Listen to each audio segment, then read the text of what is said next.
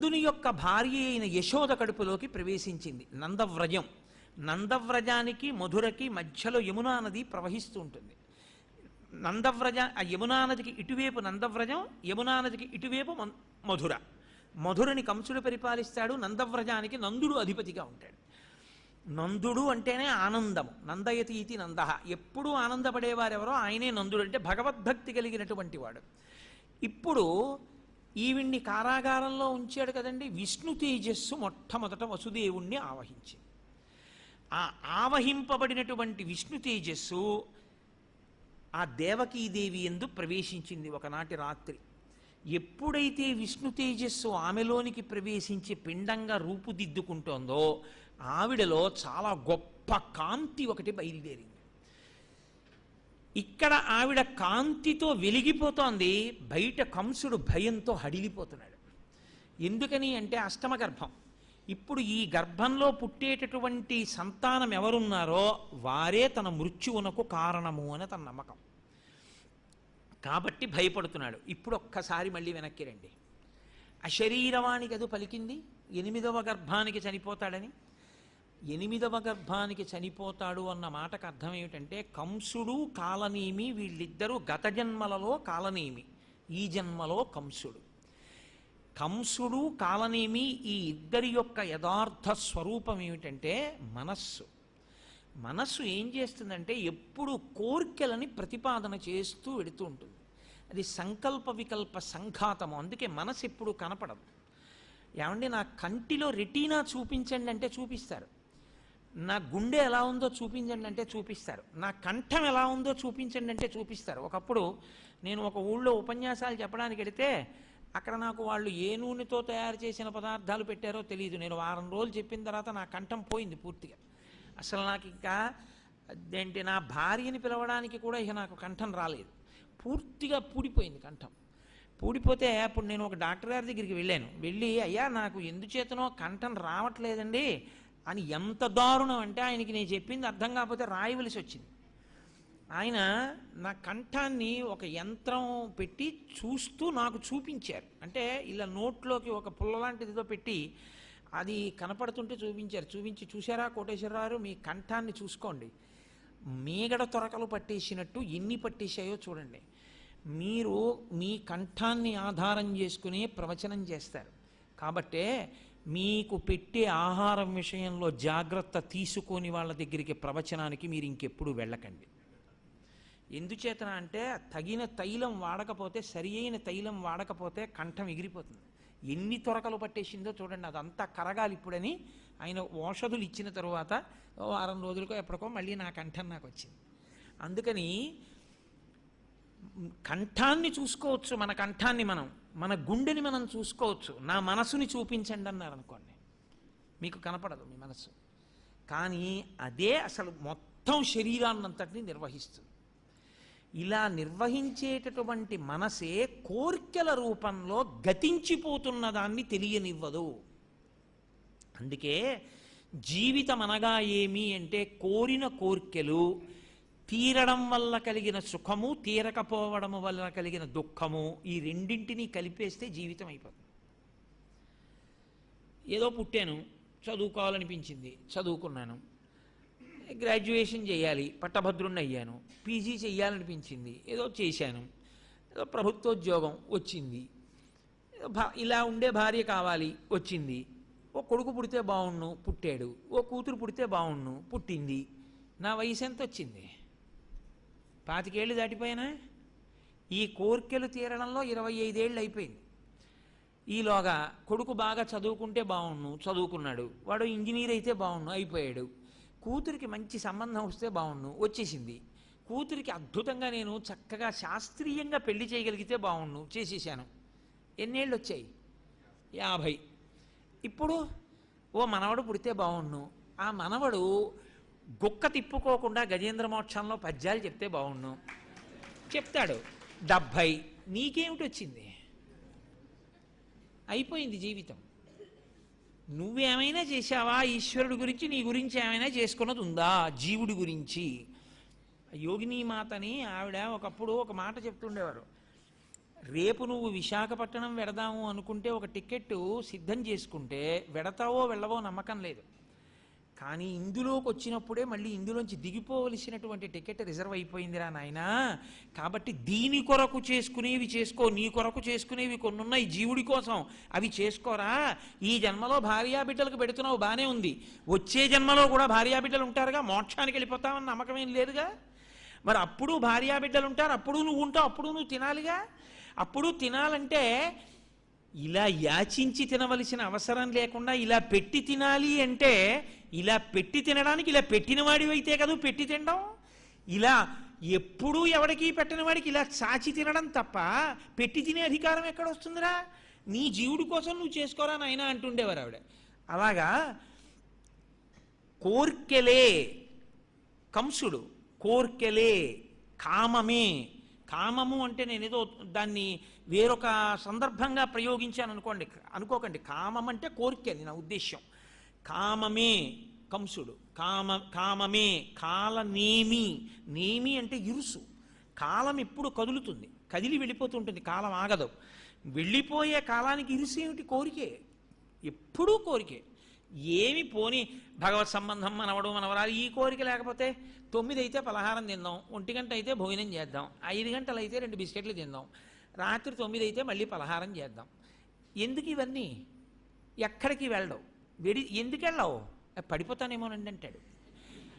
పోని పడిపోవని చెప్పి ఇలా తింటూ కూర్చుంటే ఉండిపోతావా? ఉండిపోడు. ఇది కాలనేమి. కాలనేమియే కంసుడిగా వచ్చాడు. కాబట్టి ఈ కంసుడు మన జీవితానికి భద్రతనిచ్చేవాడు కాడు. లౌకికమైనటువంటి కోర్కెల వైపుకి అదే పనిగా తిప్పి ఆయన నడిపినంత కాలం అభ్యున్నతి రాదు. కాబట్టి ఈ కాలనేమి ఈ కంసుడు ఎప్పుడు అసలు మటుమాయమవుతాడు? 8వ గర్భం దేవకీ వసుదేవులకు వస్తే మాయమవుతాడు. 8వ గర్భము అంటే సాధనా ప్రక్రియ యందు అష్టాంగ యోగంలో 8వ మెట్టు సమాధి. సమాధి ఎందుక మనసు ఉండదు, లయమైపోతుంది ఆత్మలో, ఆత్మగా నిలబడతాడు. అందుకని నీవు ఆత్మగా నిలబడిన నాడు కంసుడు ఉండడు. అశరీరవాణి అంటే వేదం. వేదమునకు శరీరం ఉండదు, అది ఈశ్వర ప్రోక్తము, అపౌరుషేయము. వేదం చెప్పిందయా ఈ విషయాన్ని. ఉపనిషద్ రహస్యాలని 10వ స్కంధం ఆవిష్కరిస్తోంది అని గుర్తు. కాబట్టి ఇదిగో, కాబట్టి ఇప్పుడు ఆయన భయపడుతున్నాడు. కంసుడు ఈశ్వరుడికి ఎందుకు భయపడతాడు అంటే, ఈశ్వరావిర్భావము లోపల జరిగితే ఇక తనకి ఆస్తిత్వం లేదు. ఇన్ని కోట్ల జన్మల నుంచి ఆధిపత్యం వహిస్తున్న వాడి ఉద్యోగం ఊడిపోతుంది, తనేమిటో తెలిసిపోతుంది అవతల వాడికి. అందుకని ఈశ్వరుని యొక్క ఆవిర్భావము లోపల జరగకుండా అడ్డు పెడుతూ ఉంటాడు. అందుకే పురాణ వైరాగ్యం, ప్రసూతి వైరాగ్యం, శ్మశాన వైరాగ్యం అంటారు. వింటున్నంతసేపు అమ్మమ్మ అదుపు చెయ్యాలనిపిస్తుంది.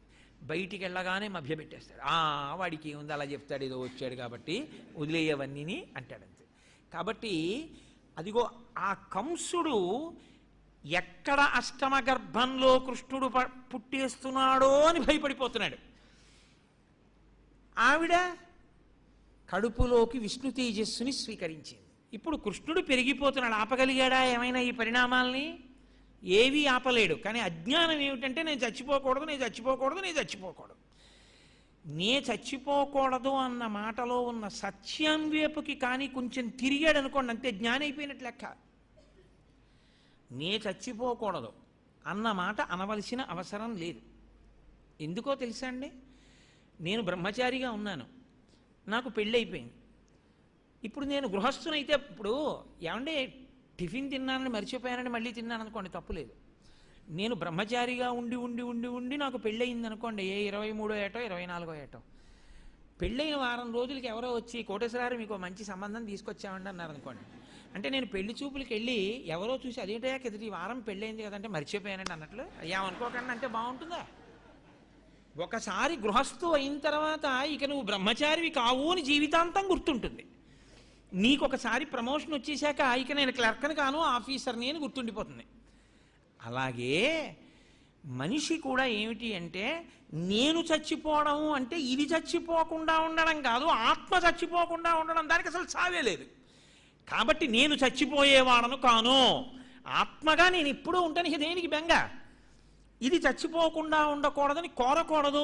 దీనికి 90 ఏళ్ళు వచ్చి మలమూత్రాలు విసర్జించకుండా మంచంలో పడిపోయి తినలేక తిరగలేక మలమూత్రాలు విసర్జించలేక పడిపోయి ఉండిపోతుంది. సంతోషమా? ఉంటావా? ఇందులోంచి విడిపో. చొక్కా వదిలేసినట్టు వదిలేసి నువ్వుగా ఉండిపో. అది పోయేది కాదు, అది నువ్వెప్పుడు ఉంటావు. ఇందులోంచి బయటికి ఎడతావు అంతే. ఉపన్యాసం చెప్పి ఇందులోంచి బయటికి వెళ్ళినట్టు. కాబట్టి నేను ఎప్పుడూ ఉంటాను, దానికి మృత్యువు లేదు. ఇది చచ్చిపోకూడదు, ఇది నేను అనుకోవడంలోనే ప్రమాదం వస్తుంది. చచ్చిపోయేదాన్ని పట్టుకుని చచ్చిపోకూడదంటే అది ఎలా ఉంటుంది? అది పరిణామశీలం, అది వెళ్ళిపోతుంది. అదే ప్రహ్లాదుడు అంటాడు, వికారములు ఉన్నాయి, దీనికి వెడుతుంది ఇది. అది పట్టుకుని ఎంతమంది ఎన్ని జన్మలెత్తినా ఇదే నేనన్న భావన ఉన్నంతసేపు అసలు సత్యదర్శనము కాదు. సత్యదర్శనము కాలంతసేపు భయము విడిచిపెట్టదు. అసత్య వస్తువుని పట్టుకున్నాడు కాబట్టి భయంలోనే ఉంటాడు. కాబట్టి సత్యము గోచరమైతే అసత్యం ఎగిరిపోతుంది, భయం పోతుంది. కాబట్టి భయానికి సత్యం చేత ఎప్పుడూ ఒక రకమైన వణుకే.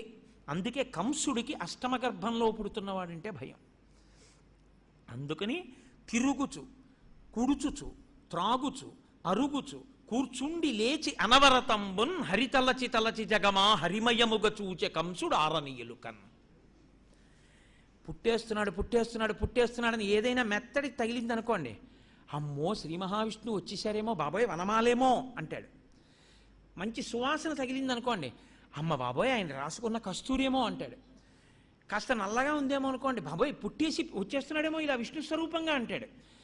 ఎప్పుడు తిరుగుచు, కుడుచుచు, తిరుగుతూ భయపడుతూ ఉంటాడు, కుడుచుచు తింటూ భయపడుతూ ఉంటాడు, తాగుచు భయపడుతూ ఉంటాడు. ఆఖరికి తిరుగుచు, కుడుచుచు, త్రాగుచు, అరుగుచు, కూర్చుండి లేచి అనవరతంబున్ హరితలచి తలచి జగమా హరిమయముగ చూచే కంసుడు ఆరనీయులుకన్. అంతటా విష్ణువే కనబడుతున్నాడు. ఇది భక్తితో కనబడితే ఉద్ధరింపబడిపోను, భయంతో కనబడుతున్నాడు, వైరభక్తి. ఈ వైరభక్తి ఏం చేస్తుందంటే బతికున్నన్నాళ్ళు చచ్చినట్టు బతుకుతాడు, చచ్చిపోయాక బతికిపోతాడు.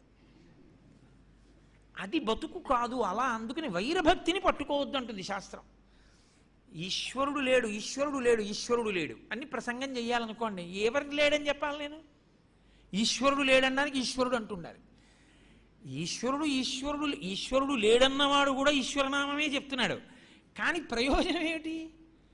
ఈశ్వరుడు ఉన్నాడన్న వాడికి ఉన్న ప్రయోజనం దానికి లేదుగా. కాబట్టి తిరుగుతున్నాడు, చేస్తున్నాడు, అంతటా హరిని చూస్తున్నాడు, కానీ భయంతో చూస్తున్నాడు. వస్తే చంపేస్తాడని భయం. ఆయనో పెరిగిపోతున్నాడు. పోతన గారు అన్నారు, జ్ఞాన కలునిలోని శారదయువోలి, ఘటములోని దీపకళికవోలి, భ్రాత ఇంట నాక పడియుండే దేవకీ కాంత విష్ణు గర్భయగుచు అన్నారు. ఏమి పద్యాలో మహానుభావుడివి. ఆయన ఉండడం కూడా ఎలా ఉన్నట్ట, లోపల శ్రీమన్నారాయణుడు ఆవిడ కడుపులో. అంటే ఈ శారద దుష్టుడైనటువంటి పండితుల్లో కానీ పాండిత్యం ఉంటే ఎలా ఉంటుందో అలా ఉన్నట్ట. దాని గురించి ఎక్కువ నేను వ్యాఖ్యానం చేయను. పాండిత్యం ఎవరి దగ్గర ఉండాలో వాళ్ళ దగ్గర ఉంటే లోకానికి ప్రయోజనం. కలునియందు శారదా కటాక్షం ఉంటే అది స్వార్థానికి పనికొస్తుందేమో కానీ లోకోద్ధరణకు పనికిరాదు. అలాగే ఘటములోని దీప కళికవోలి, ఒక కుండలో దీపాన్ని పెట్టారనుకోండి, కుండ లోపల దీపం ప్రకాశిస్తుంటే ఎలా ఉంటుందో అలా భ్రాత ఇంట నాక పడి ఉండే దేవకీమాత, అన్నగారి ఇంట్లో బంధనంలో పడిపోయి ఉంది దేవకీదేవి. ఎవరావిడ? విష్ణు గర్భయగుచు. సమస్త లోకాల్ని కడుపులో పెట్టుకున్న వాణ్ణి కడుపులో పెట్టుకున్న తల్లి బంధనంలో ఉంది. ఇది విష్ణుమాయ, ఇది చమత్కారం. బ్రహ్మాండములన్నీ ఆయన కుక్షిలో ఉన్నాయి, ఆయన ఆవిడ కుక్షిలో ఉన్నాడు, ఆవిడ బంధనంలో ఉంది. ఏమనుకోవాలి? ఇదిరా ఈశ్వర చమత్కారం అంటే, ఈశ్వర మాయ అంటే అలా ఉంటుంది. అప్పుడు అది బంధనం అని చెప్పడానికి అవకాశం ఉందా? అసలు ఏమీ లేదు. ఆయనే ఆవిడ కడుపులో ఉన్న తర్వాత ఇంకా బంధనం ఏమిటి? కానీ అది బంధనంలాగే కనపడుతోంది అంతే. కాబట్టి పాపం ఆవిడ రోధిస్తూ ఉంటుంది, వసుదేవుడు ఏడుస్తూ ఉంటాడు. ఈయన మాత్రం అమ్మో ఇంకా పుట్టేస్తాడు, పుట్టగానే వెళ్ళి చంపేయాలి. పెద్ద పెద్ద ఇనప కవాటాలు పెట్టాడు, తలుపులు వేయించాడు, ఇద్దరు కలిసి ఎత్తేంత ఇనప గొళ్ళెం పెట్టించాడు, దాన్ని వేయించాడు, ఇంత తాళం కప్ప వేయించాడు, తాళం చెవులు బొడ్డులో పెట్టుకున్నాడు. ఆ ఆవిడ్ని వసుదేవుణ్ణి బంధించినటువంటి కారాగారపు గది చుట్టూ విచ్చుకత్తులు పట్టుకుని బోలెడంత మందిని పహరా పెట్టాడు. పిల్లవా